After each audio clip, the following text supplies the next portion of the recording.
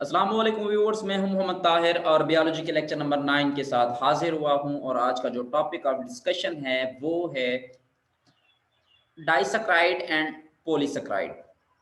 अगर हम यहाँ पे देखें कि इस लेक्चर में हम किन किन चीज़ों को जो है वो डिस्कस करेंगे, तो सबसे पहले जो है वो इंट्रोडक्शन ऑफ डाइसैकराइड होगा। उसके बाद हम बात करेंगे टाइप्स ऑफ डाइसैकराइड के बारे में। देन हम क्लासिफिकेशन ऑफ डाइसैकराइड या ओलिगोसैकराइड्स के बारे में बात करेंगे। देन हम पॉलीसैकराइड को थोड़ा सा देखेंगे। फिर हम बात करेंगे पॉलीसैकराइड की जो क्लासिफिकेशन है उसकी, उसको हम थोड़ा सा ओवरव्यू करेंगे। देन हम टाइप्स ऑफ पॉलीसैकराइड्स की बात करेंगे। एंड एट द एंड हम बात करेंगे म्यूकोपॉलीसैकराइड्स के बारे में।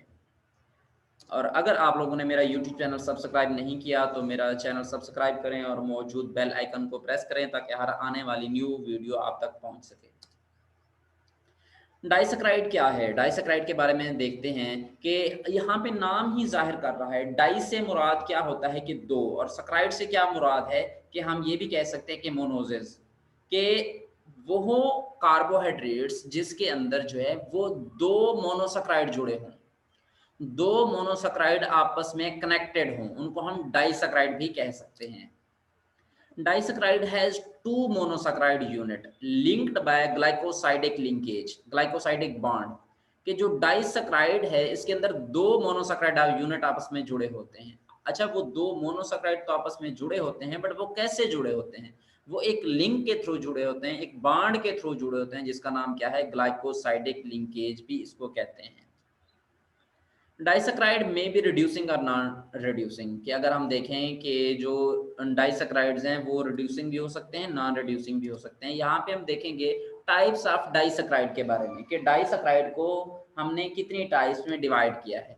तो अगर देखें तो डाइसैकराइड को टू टाइप्स में डिवाइड किया गया है। इन द वेरी फर्स्ट हम देखेंगे कि रिड्यूसिंग डाइसैकराइड क्या होते हैं।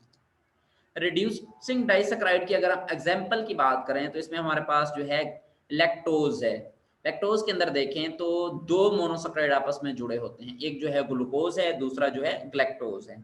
इसी तरह अगर हम नेक्स्ट एग्जांपल की बात करें तो इसमें हमारे पास जो है वो माल्टोज है। रिड्यूसिंग डाइसैकराइड में देखें तो इसकी दो एग्जांपल की यहाँ पे बात की, एक है लैक्टोज, दूसरा है माल्टोज। लैक्टोज के अंदर जो दो मोनोसैकराइड जुड़े होते हैं वो ग्लूकोज एंड ग्लैक्टोज होते हैं, एंड माल्टोज के अंदर दोनों जो यूनिट होते हैं वो ग्लूकोज के ही होते हैं। देन हम बात करेंगे जो सेकेंड टाइप ऑफ डाइसैकराइड है, वो है non reducing disaccharide. Non reducing disaccharide से क्या मुराद है और इसकी जो एग्जांपल है वो क्या है? वो है सक्रोज। अब सक्रोज में क्या होता है कि सक्रोज में दो मोनोसैकराइड जुड़े होते हैं, और वो दो मोनोसैकराइड जो होते हैं वो कौन कौन से होते हैं? तो उनमें अगर हम देखें तो ग्लूकोज और फ्रक्टोज आपस में ग्लाइकोसाइडिक लिंकेज से जुड़े होते हैं। देन जो है वो नॉन रिड्यूसिंग डाइसैकराइड बनाते हैं। अगर हम देखें, अब तक तो हमने बात की थी मोनोसैकराइड की। अगर अब हम देखें तो ये ओलिगोसैकराइड है। ओलिगोसैकराइड और मोनोसैकराइड में क्या डिफरेंस है? अगर हम डाइसैकराइड में देखें तो डाइसैकराइड में दो मोनोसैकराइड आपस में जुड़े होते थे, और अगर ओलिगोसैकराइड की बात करें तो ओलिगोसैकराइड के अंदर has 3 to 10 monosaccharide unit link by glycosidic bond. के ओलिगोसैकराइड के अंदर 3 या 3 से 10 तक, मतलब 3 हो सकते हैं, 4, 5, 6, 7, 8, 9, 10 यूनिट तक आपस में एक दूसरे से जुड़ सकते हैं। 10 मोनोसैकराइड भी अगर आपस में जुड़े हुए हों ग्लाइकोसाइडिक लिंकेज से, तो देन भी हम इसको ओलिगोसैकराइड के अंदर ही क्लासिफाई करेंगे। ओलिगोसैकराइड आर सब divided on the basis of number of saccharide units, कि हम ओलिगोसैकराइड को मजीद क्लासीफाई कर सकते हैं उनके अंदर मौजूद जो सैकराइड यूनिट्स हैं उनकी तादाद के हिसाब से। हम ये भी कह सकते हैं कि ओलिगोसैकराइड को उनके अंदर मौजूद मोनोसैकराइड की तादाद के हिसाब से भी हम उसको क्लासीफाई कर सकते हैं। अगर हम यहाँ पे देखें कि किस तरह से हम तादाद के नंबरिंग ऑफ मोनोसैकराइड के हिसाब से इसको क्लासिफाई करते हैं, तो वो कुछ इस तरह से है कि वो ओलिगोसैकराइड जिनके अंदर जो हैं 3 मोनोसैकराइड आपस में जुड़े हुए हों, तो उनको हम क्या कहते हैं? ट्राइसैकराइड। ट्राइसैकराइड की अगर हम बात करें और इसके अंदर एग्जाम्पल को देखें तो इन द वेरी फर्स्ट जो है वो माल्टोट्रायोज है। माल्टोट्रायोज में देखें जो मोनोसैकेराइड हैं वो तीनों के तीनों जो हैं वो ग्लूकोज के मॉलिक्यूल हैं, और तीनों के तीनों जो ग्लूकोज के मॉलिक्यूल हैं वो आपस में एक दूसरे से ग्लाइकोसाइडिक लिंकेज से जुड़े होते हैं। नेक्स्ट एग्जांपल की बात करें तो रेफिनोज है। रेफिनोज क्या है? रेफिनोज भी ट्राइसैकेराइड है, इसके अंदर भी 3 मोनोसैकेराइड यूनिट मौजूद होते हैं जिनमें ग्लूकोज है, फ्रक्टोज है और ग्लैक्टोज है। इसी तरह नेक्स्ट की बात करें तो अगर तो 4 मॉलिक्यूल जुड़े होंगे मोनोसैकेराइड के तो वो टेट्रासैकेराइड बनाएंगे। यहाँ पे हम देख सकते हैं कि 4 को हम टेट्रा कहते हैं, और जो सैकेराइड है ये ओलिगोसैकेराइड का सफिक्स इस्तेमाल किया गया है सैकेराइड। 4 मोनोमर या 4 मोनोसैकेराइड कंटेनिंग जो ओलिगोसैकेराइड है इसे हम टेट्रासैकेराइड भी कह सकते हैं। अगर हम इसके एग्जाम्पल की बात करते हैं तो एग्जाम्पल हमारे पास है स्ट्रेचियोज। स्ट्रेचियोज में देखें तो ग्लूकोज, फ्रक्टोज और 2 ग्लैक्टोज के मॉलिक्यूल आपस में जुड़े होते हैं। तो टोटल ये 4 मॉलिक्यूल होते हैं, एक ग्लूकोज का, दूसरा फ्रक्टोज का, और 2 मॉलिक्यूल जो हैं वो ग्लैक्टोज के जुड़े होते हैं। इसी तरह अगर हम उन ओलिगोसैकेराइड को देखें जिनके अंदर जो नंबर ऑफ मोनोसैकेराइड्स हैं वो 5 हैं तो उनको हम नाम देंगे पेंटासैकेराइड का। पेंटासैकेराइड के हम अगर एग्जाम्पल की बात करते हैं तो वो हमारे पास कुछ इस तरह से है। वर्बिस्कोज, वर्बिस्कोज को अगर हम देखें तो इसके अंदर जो है एक ग्लूकोज का मॉलिक्यूल होता है, दूसरा फ्रक्टोज का मॉलिक्यूल होता है, और 3 जो हैं वो ग्लैक्टोज के मॉलिक्यूल होते हैं। तो ये टोटल जो है 5 मोनोसैकेराइड होते हैं। तो ये क्या कहलाएंगे? पेंटासैकेराइड। पेंटा 5 से, और सैकेराइड जो हैं ये ओलिगोसैकेराइड का सफिक्स है। देन हम पॉलीसैकेराइड को अगर हम देखें और इसको मजीद क्लासीफाई करें तो वो कुछ इस तरह से होगी। पॉलीसैकेराइड या इसका दूसरा नाम जो है वो ग्लाइकन्स भी है।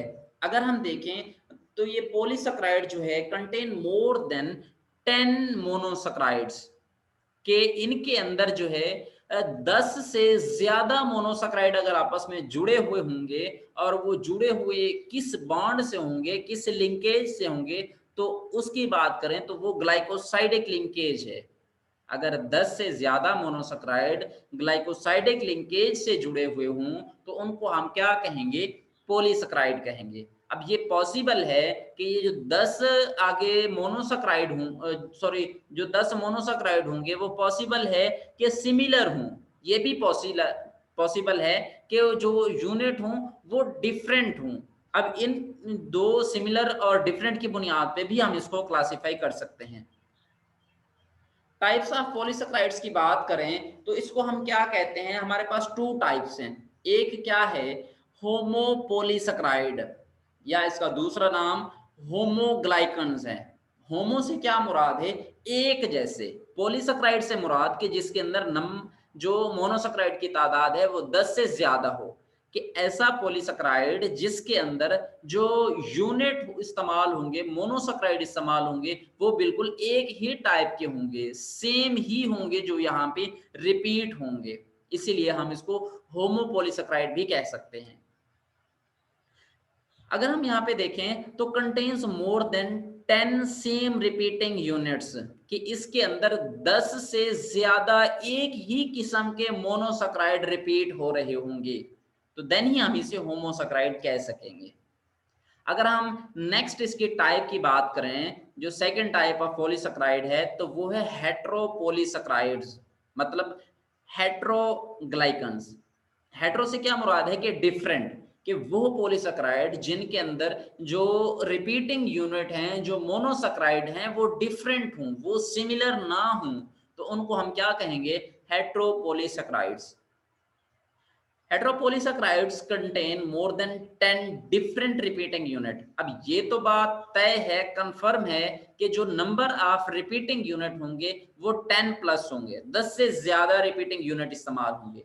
अगर तो वो सिमिलर हुए तो हम उनको होमोपॉलीसैकेराइड्स कहेंगे, अगर तो वो डिफरेंट हुए रिपीटिंग यूनिट तो देन हम कहेंगे हेट्रोपॉलीसैकेराइड, या हेट्रोग्लाइकन्स भी इनको कह सकते हैं। देन हम यहाँ पे पॉलीसैकेराइड्स या ग्लाइकन के बारे में थोड़ा सा जानते हैं। ये तो हमें पता है कि मोर देन 10 मोनोसैकेराइड्स जो हैं वो यहाँ पे इस्तेमाल होते हैं। और अगर हम होमो पॉलीसैकेराइड्स या होमोग्लाइकन की बात करते हैं तो यहाँ पे जो रिपीटिंग यूनिट होंगे वो क्या होंगे, ग्रेटर देन 10। ग्लाइकन्स, ग्लूकोसेंस की बात करें और फ्रक्टोसेंस की बात करें, ये ग्लूकोसेंस क्या है, फ्रक्टोसेंस क्या है, इनके दरमियान में क्या डिफरेंस है, इसको थोड़ा सा एलेबोरेट करेंगे। जो ग्लूकोसेंस हैं, repeating unit of glucose polymer, polymers of glucose, मतलब हम ये भी कह सकते हैं कि रिपीटिंग यूनिट ऑफ ग्लूकोज के ये वो कंपाउंड्स हैं, ये वो मॉलिक्यूल्स हैं जिनके अंदर सिर्फ और सिर्फ ग्लूकोज के मॉलिक्यूल रिपीट होंगे। और अगर हम दूसरे वर्ड्स में इधर देखें फ्रक्टोसॉन्स को, तो इसमें ये है कि जो भी रिपीटिंग यूनिट होंगे वो सिर्फ और सिर्फ फ्रक्टोज के होंगे। और अगर हम यहाँ पे एग्जाम्पल की बात करें तो ग्लूकोसेंस जो हैं इनमें हमारे पास एग्जाम्पल है, इसको हम पॉलीमर ऑफ ग्लूकोज भी कह सकते हैं। इसके अगर एग्जाम्पल की बात करें तो हमारे पास स्टार्च है, ग्लाइकोजन है, सेलुलोज है, डेक्स्ट्रिन है, डेक्स्ट्रॉन है। और अगर हम उधर से फ्रक्टोसेंस की बात करें या पॉलीमर ऑफ फ्रक्टोज की बात करें तो वो हमारे पास जो एग्जाम्पल है वो इंसुलिन है, सॉरी इनोलिन है। इनोलिन यहाँ पे हमारे पास जो है वो फ्रक्टोसेंस है।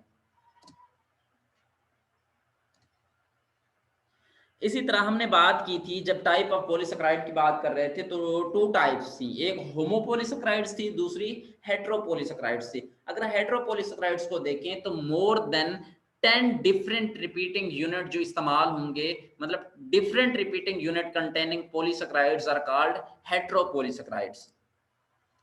एनिमल हेट्रोपॉलीसेकेराइड्स की बात करें तो हमारे पास यहाँ पे म्यूकोपॉलीसेकेराइड्स हैं, या इनको हम क्या कह सकते हैं, ग्लाइकोजमाइनोग्लाइकन्स, ग्लाइकोजमाइनोग्लाइकन्स, GAGS, या इसको हम एब्रीवेट करना चाहें तो MPS भी कह सकते हैं और GAGS भी कह सकते हैं। टाइप्स एंड एग्जाम्पल ऑफ म्यूकोपॉलीसेकेराइड्स की बात करें तो हमारे पास चंद यहाँ पे एग्जाम्पल आ जाएंगी, वो कौन कौन सी हैं। Acidic non sulphated MPS mucopolysaccharides, acidic non sulphated mucopolysaccharides. यहाँ पे अगर हम इनकी टाइप्स की एग्जाम्पल की बात करें तो हमारे पास जो है हेल्यूरोनिक एसिड है, हेल्यूरोनिक एसिड है, कौन सा, हेल्यूरोनिक एसिड। इसी तरह नेक्स्ट जो है एसिडिक सल्फेटेड, पहले था एसिडिक नॉन सल्फेटेड, यहाँ पे हम बात कर रहे हैं एसिडिक सल्फेटेड म्यूकोपॉलीसेकेराइड्स। वो कौन कौन से हैं, हेपरिन है, हेपारान सल्फेट है, इसी तरह कॉन्ड्रेटन सल्फेट है, इसी तरह डर्मेटन सल्फेट है, क्रीटन सल्फेट है। और इसी तरह अगर हम नेचुरल म्यूकोपॉलीसेकेराइड्स की बात करें तो वो कौन कौन से हैं, हमारे पास जो है वो ब्लड ग्रुप सब्सटेंसेस हैं। इसी तरह हमने रिसेंटली बात की है जो एनिमल हेट्रोपॉलीसेकेराइड्स हैं उनके एग्जांपल की बात की है। और अगर हम प्लांट हेट्रोपॉलीसेकेराइड्स की बात करें तो वो कौन कौन से हैं, उसमें हमारे पास कौन कौन सी एग्जांपल हैं। उसके एग्जांपल की बात करें तो हमारे पास जो है एगर है, पेक्टन है, लिग्नन है और गम है। ये जो 4 टाइप्स हैं ये भी पॉलीसेकेराइड हैं, मगर ये हेट्रोपॉलीसेकेराइड हैं। और ये कौन से वाली हेट्रोपॉलीसेकेराइड हैं कि वो पॉलीसेकेराइड जो प्लांट से ऑब्टेन की जाती हैं, बट इनके अंदर जो number of repeating unit of monosaccharides हैं वो डिफरेंट हैं, वो सिमिलर नहीं हैं। तो उम्मीद है कि आपको ये बातें क्लियर हो गई होंगी। और बहुत शुक्रिया कि आप मेरी जो वीडियो हैं वो देखते हैं। और आप लोगों ने अगर मेरा YouTube चैनल सब्सक्राइब नहीं किया तो सब्सक्राइब कर लें और मौजूद जो बेल आइकन है उसको प्रेस करें ताकि हर आने वाली जो न्यू वीडियो है वो आप तक पहुंच सके।